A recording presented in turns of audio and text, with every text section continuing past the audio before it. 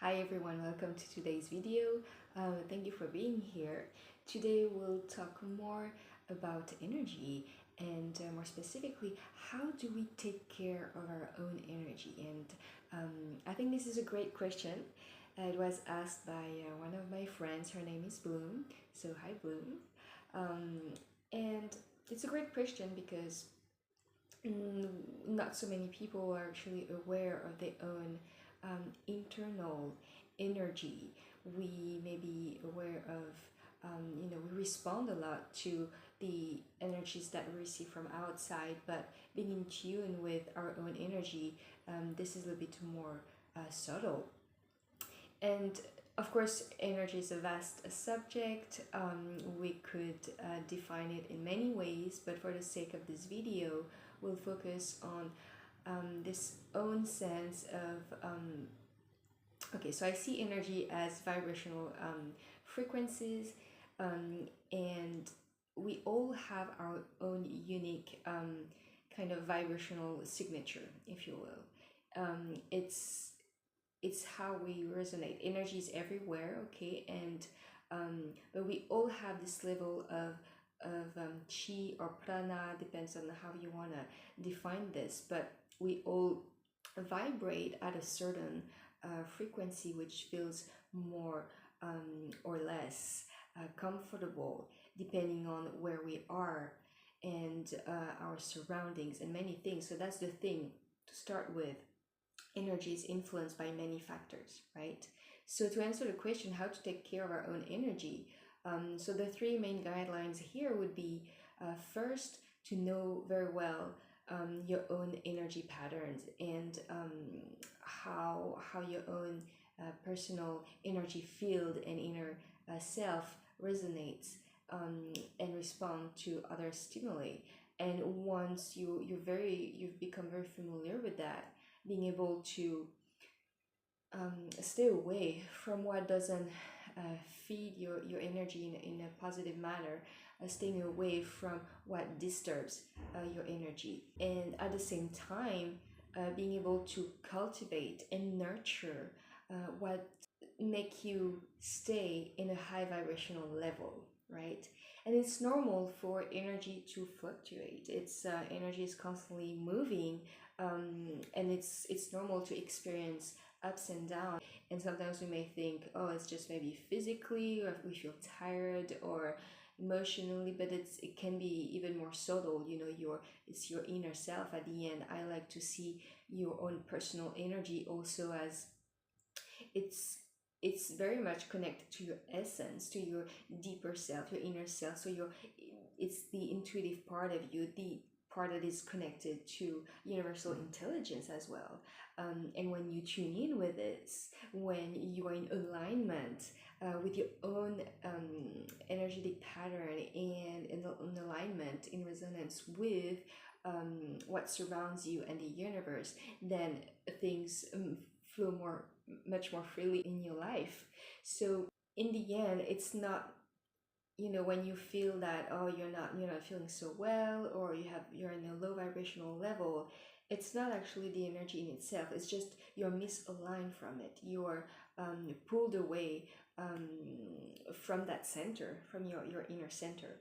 So let's dive in a little bit more into each of those guidelines. So first of all, know thyself. It's always the starting point. Yeah, taking the time to observe yourself too. So this is where mindfulness, awareness is very important, because we'll need to observe how we respond to many factors, the environments we're in, the people that we surround ourselves with, it's the food we eat, and very importantly, is the type of thoughts that we entertain in our mind, right? Because our beliefs, the way we think, is going to impact our energy level, and thoughts are energy in themselves. So it's observing, seeing what type of energy you want to feed in. And remember that we are all unique, very unique in our energy and in our needs, energetical needs. And those factors that mentioned are going to influence people in very different ways. So for example, a very classic example is some people feel very comfortable or feel very energized and happy and creative in environments where there are a lot of other people, or they feel they love social gathering. They will feel very alive and energized. Whereas some other people will feel very drained by that, or overwhelmed, or confused. So we're gonna respond differently. So it's about observing throughout your day how does do things make you feel. Basically, it's reconnecting with your inner feelings and honoring what works for you and what doesn't. People also, there are some type of people who feel intuitively will feel more attracted to, or we maybe want to keep our distance from these people. So it's honoring this. And of course, I know that obviously, we don't have the choice. We have to be in places or interact with people that do not put us in a high vibrational level. So when that happens, first of all, we want to limit our time with this kind of people or activities or environment. And if we have to spend a lot of time doing those things or being in those places, maybe regularly, consciously taking a little bit of time to pull yourself out of that environment, of those lower vibrational places that do not really feed you, that do not benefit you. And in terms of people also, it means maybe setting boundaries in a kind way. Of course, like, we don't have to erect those defenses, but just being aware of your own time, of your own even space. Okay, we all have the energy is inside, but it's also outside in our energy field. And sometimes I know that some people don't feel so comfortable being very in close proximity or very close to other people because they feel uncomfortable. So being aware of those little things on a day-to-day basis, we make a lot of compromises about this. And we say no when we say yes when we mean no, or we do things that do not feel intuitively. We feel, no, it's not right for me, but we still do it. And as you do this, every time you do this, unfortunately, you also like kind of violate your own boundaries. You trespass, yeah, and this little by little lowers your energy level, because you're not living in alignment with your true self. You're not living in alignment with what you really need to do, what you really want to do. And so you step away from your inner self. And of course, there is this discomfort that grows, because you're losing connection, you're losing touch with your true being. You want to be as much aware as possible, and observe, right? Observe in your daily life what nurtures you and what doesn't feel good. But if it doesn't feel good, remember, it doesn't mean it's wrong. It's just that for you, for your own personality, for your own energetic imprint, it's not what is serving you. So you want to be driven, you want to go towards what makes you vibrate, what makes you feel energized. And also in the things that usually you want to maybe stay away from because it's not in alignment with your energy. It's there's some activities also that are very draining, and I think this is for most of us. Spending too much time on the screen can be extremely draining, and we don't realize it, but it's taking a lot of mental energy, and our energy is actually sucked out from the eyes, and it's very draining for the head and for our whole system. So you want to be careful with the activities you engage in, and notice what feeds positively your energy. So maybe it's going to nature, maybe it's spending time with people that make you feel good. This is also a big one, because other people's energy can be also very draining, and it's not wrong. They're not, it's not, there's no right or wrong here. It's just a matter of knowing yourself really, and what works for you, because the more you spend time in those places, with the people, and where you're supposed to be in terms of energy, in terms of what makes you feel good, the closer you are to actually living the life, living your purpose, living the life you're supposed to live. And so those are very important signs. So it's essential to pay attention to your inner world and how you respond to things, because this your inner energy is sending a lot of messages and giving a lot of information, so you want to stay connected to that. So as I said, spending more time with the people that make you feel supported and make you feel that increase your level of self-confidence, that are open to listen to you, that do not judge you. Very important. The influence of our peers, it impacts a lot our energy, like more than we realize, especially because we also process a lot through our thoughts. Oh, we always wonder, how do they see me? Or our fears, we entertain a lot of fears about how our interaction with people, how we appear in the eyes of other people, and so forth, and that impacts again your energy level. So you want to be a little bit more careful with who really benefits you in your life. For me, like, I love to recenter, to really ground my energy through a daily routine. So every morning I have my daily routine of meditation, yoga, breath work, and so forth. A very solid routine, but which really helps me to from the morning, from the start of the day, to center myself in my own energy, and then cultivate that. So for the rest of the day, I have the proper energy to invest in whatever I have to do, to invest in the conversations I have to. But of course, throughout the day, you also want to, take those little check-ins to come back to yourself and realign. When you feel a bit too scattered, when you feel a bit too overwhelmed, when you feel a bit too drained or down or depressed, just take a few minutes to come back to yourself and focus on your breath. Do a little bit of breath work for a few minutes, or a little meditation, and this is instantly, it's gonna put you right there into your center. And of course, the more you practice and the more centered you're gonna feel. So daily routine, sorry, losing my voice here. So a daily routine, either morning or even in the evening, it's great. I know that we're not so tempted to that in the evening. It's the end of the day. We don't necessarily want to meditate or do that kind of things, but it's actually excellent to again realign in our own center and let go of all the energies that we've picked up from the day, from people, environment, places, food we've eaten, and to allow ourselves to leave that behind and come back into our own energy field. And it's very good to meditate a little bit, and this can be before you go to bed, instead of being on the screen, spending maybe 10, 15, 20 minutes to come back to yourself, do a little bit of mindfulness and journaling. Journaling is excellent to leave the thoughts that you've accumulated during the day behind certain situations, and you can just journal about what happened.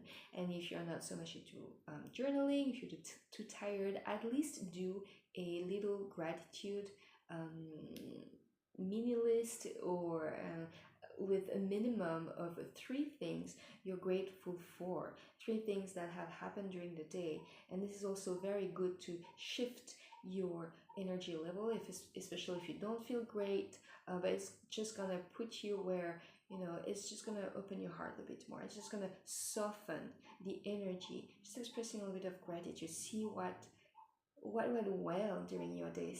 Observe what made you happy, even though maybe some other more like negative things happened. So shifting your energy level before bed is actually very important, and I really invite you to before you enter sleep, to put yourself in a state where you can release, let go of whatever happened, and relax. You relax into your own energy. So letting go of the stress, the anxiety, and relaxing in your own being, in your own energy field before you go to bed.